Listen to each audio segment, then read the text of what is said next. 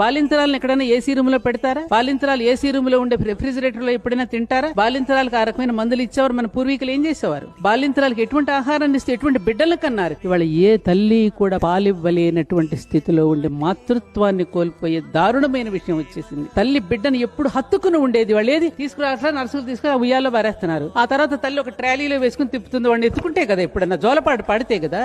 ఆ తల్లులు ఆ రోజుల్లో జోలపాటే పడేటప్పుడు కూడా అశోక్ తేజ రాశాడు ఒక మంచి పాట. ఇట్లా భుజం మీద పట్టుకుని, ఈ ఊగిసలాడే ఊయల ఎప్పుడు తెగిపడిపోతుందో నేను చెప్పలేనురా, గ్యారంటీ లేదు ఈ జీవితానికి.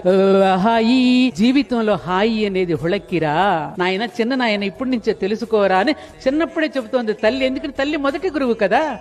ఆ తర్వాత భుజం మీద ఇట్లా జోకొడుతుంది.